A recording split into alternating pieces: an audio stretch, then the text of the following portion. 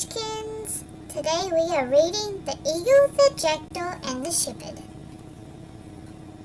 Jackdaw sat in the tree, beak agape, his eyes fixed on an eagle soaring overhead.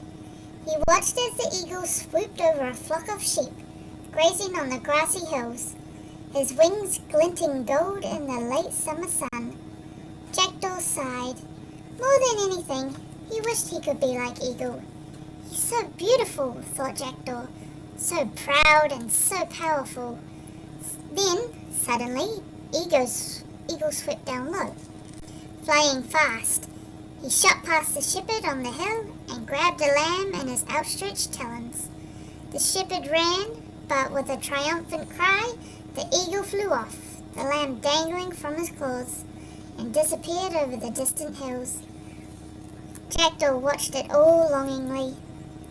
"You could never be like Eagle," came a small voice. Jackdaw glanced up to see a caterpillar on the branch above, laughing at him. "Look at your sooty black feathers," the caterpillar went on, "and your stumpy wings. What do you eat? Nuts and fruits? Baby birds? You couldn't catch anything as big as Eagle." "I could catch you," snapped Jackdaw. The caterpillar darted behind some leaves and then laughed.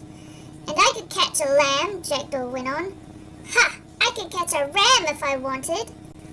"Show me," retorted the caterpillar, boldly popping up again. "I will," said Jackdaw. He set off, flapping his scraggy black wings, cawing loudly. He made so much noise, and the shepherd on the hill looked over to see what was happening. With a dramatic dive, Jackdaw plopped down onto a ram's back and grabbed its fleece with his claws. "Easy!" he cried. He looked around, proud as a peacock, then flapped his wings to take off again. Nothing happened. The ram wouldn't budge. "He's too heavy," panted Jackdaw. He bowed his head. "I'll just fly away quietly," he thought, "and pretend this whole thing never happened." But he couldn't. He was stuck. His claws were caught in the ram's fleece, and no matter how hard he pulled and tugged, he was trapped. From either end of the field, the shepherd and the caterpillar watched Jackdaw. They both laughed. At last, the shepherd sauntered over to the struggling bird. He carefully placed his hands around Jackdaw's belly and untangled his claws. Then he clipped his wings, put him in his bag, and that night took him home to his children. "What is it?" they cried. "What kind of bird is it?" "Well, I think he's a jackdaw," the shepherd replied, "but he seems to think he's an eagle.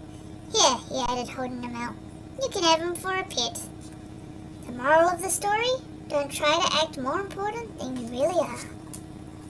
So we have time for tonight, my little munchkins. I hope you have a great sleep.